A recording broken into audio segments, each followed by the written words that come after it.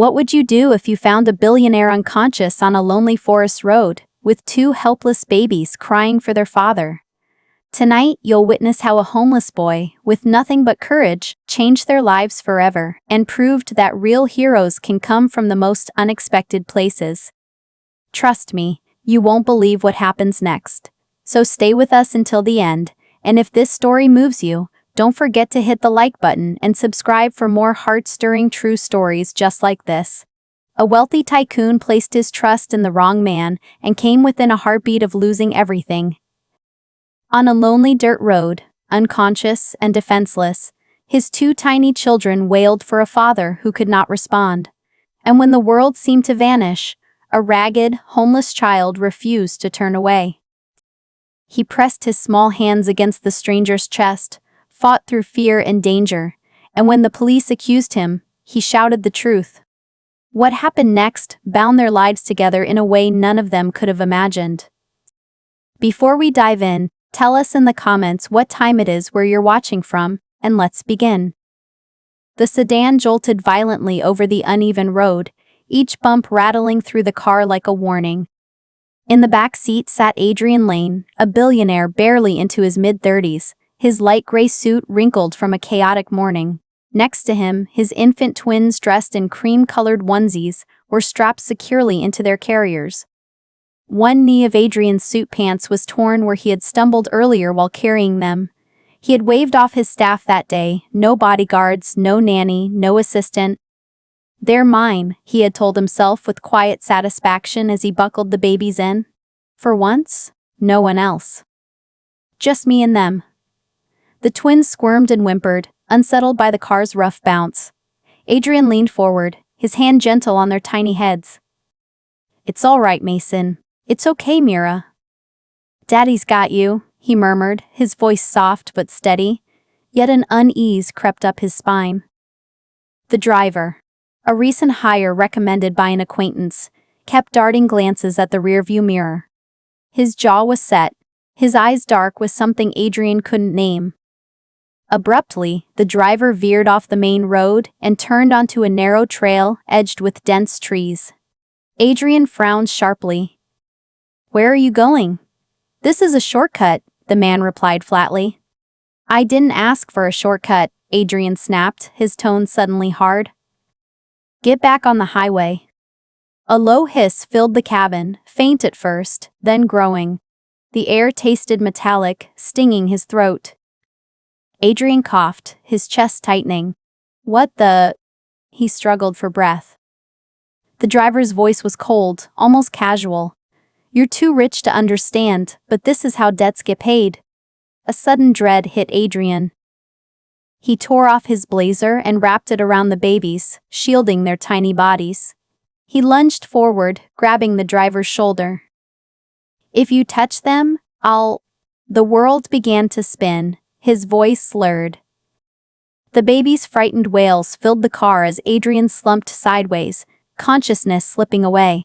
Not far down that lonely road, a boy no older than 7 trudged along the forest's edge.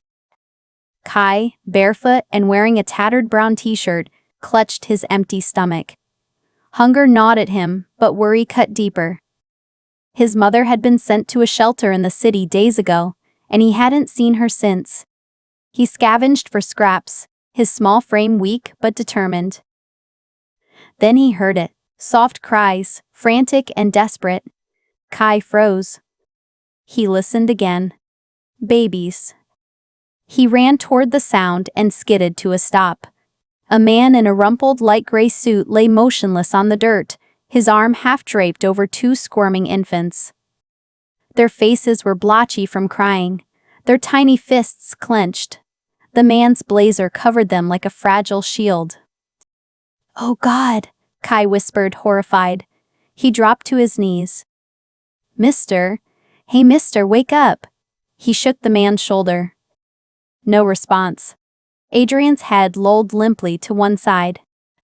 Kai pressed his ear to the stranger's chest. Faint, shallow breaths, barely there. His own heart raced. He remembered the poster taped to the wall of the shelter, hands pressing down on a chest, arrows showing how to keep someone alive.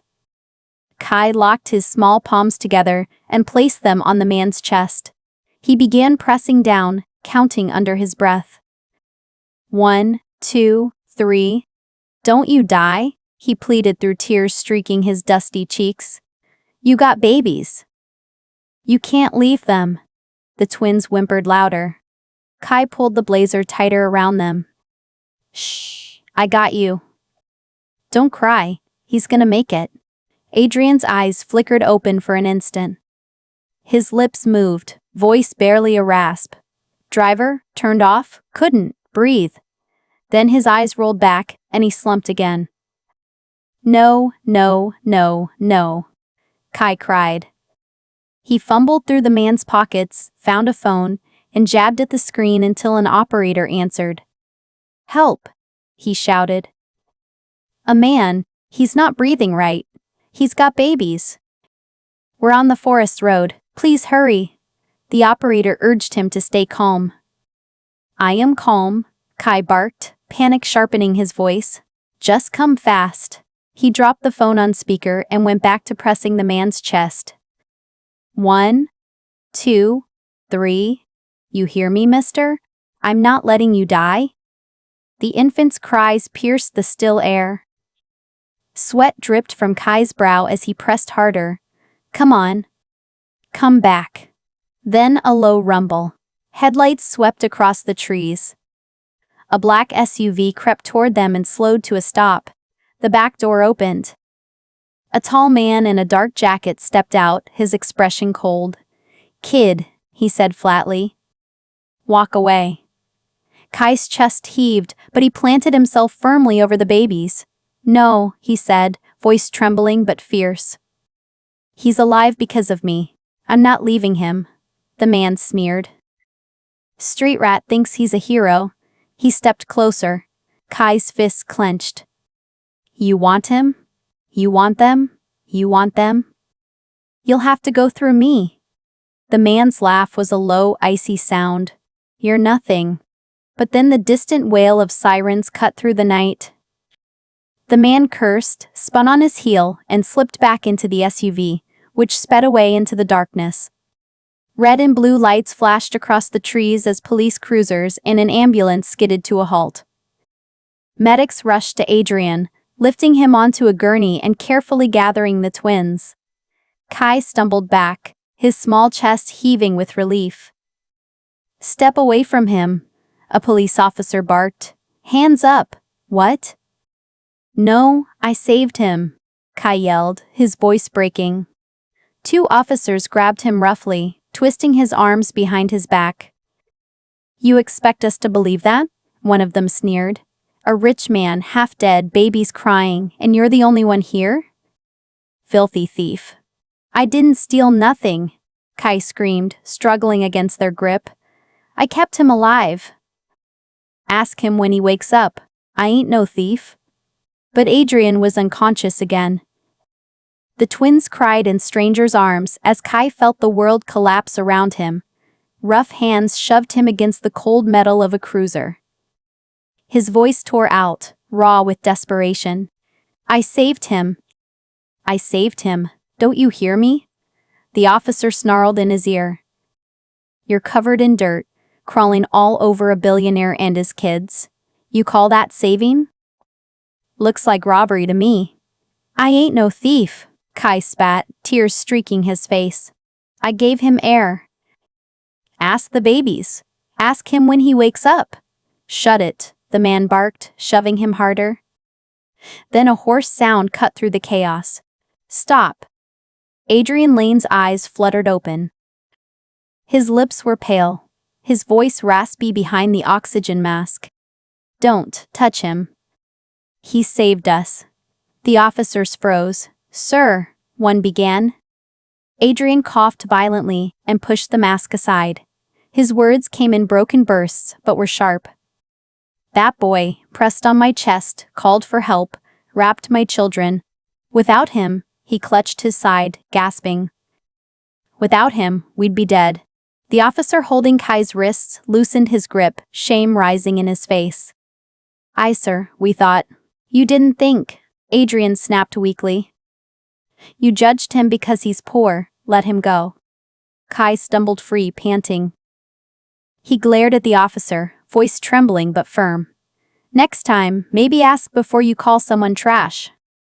The cop opened his mouth, then shut it, unable to meet the boy's eyes. Medics wheeled Adrian toward the ambulance. The twins, still crying, were gently placed against his chest. He turned his head toward Kai, his voice rough but steady. Come with us. At the hospital, machines beeped softly in a private room. Adrian lay propped against white pillows, the twins asleep beside him. Kai sat stiffly in a chair, still barefoot, clutching the stained blazer he had used to keep the babies warm. His eyes stayed low, as though someone might order him to leave at any moment. Adrian studied him for a long time before speaking. What's your name? Kai, the boy whispered.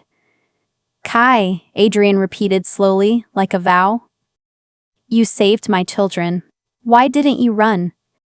Why risk yourself? Kai lifted his chin, his voice cracking but resolute. Because I know what it feels like to be left. My mom's at a shelter. I ain't seen her in days.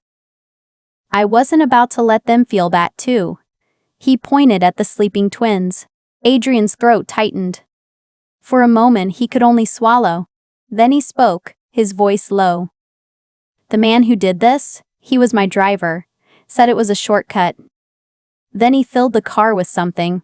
I tried to fight, but his words trailed off as two detectives entered quietly. One held up a tablet. Dash cam footage uploaded before the system cut out, the detective said. Shows the driver rerouting, windows dropping, you struggling. No doubt kidnap attempt. We have units searching for the black SUV. Kai straightened. I saw him. He came back after. Told me to walk away. But I didn't. The detective nodded firmly. Your testimony seals it. Good work, kid. Hours later, the news broke. The black SUV was found abandoned on a farm road. The driver and his accomplice were dragged out in handcuffs. Investigators confirmed it was an inside job, planned by a former security contractor Adrian had fired weeks earlier. But for Adrian, the biggest story wasn't the arrests or the betrayal.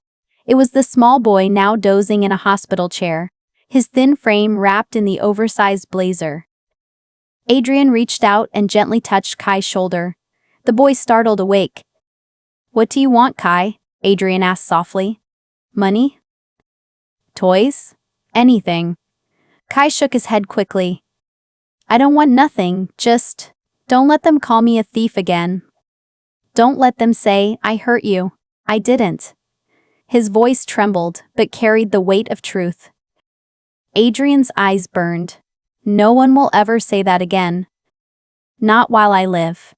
He pulled the blazer tighter around the boy's small shoulders. You gave my children life. Now I'll give you one. Kai blinked, stunned.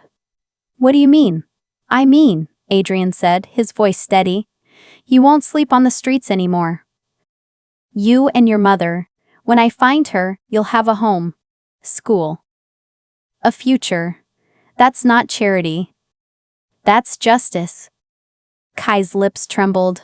I didn't do it for that, he whispered. Adrian smiled faintly. That's why I trust you. One of the twins stirred, a tiny hand stretching toward Kai. He let the baby grip his finger, his eyes filling with tears. For the first time in years, he felt like he wasn't alone. Adrian watched quietly, his voice low, almost a promise. He saved me. Now I'll save him. If this story moved you, share your thoughts below. Do you believe heroes can come from the most unexpected places? Hit like if Kai's courage inspired you, and subscribe for more real, emotional stories like this.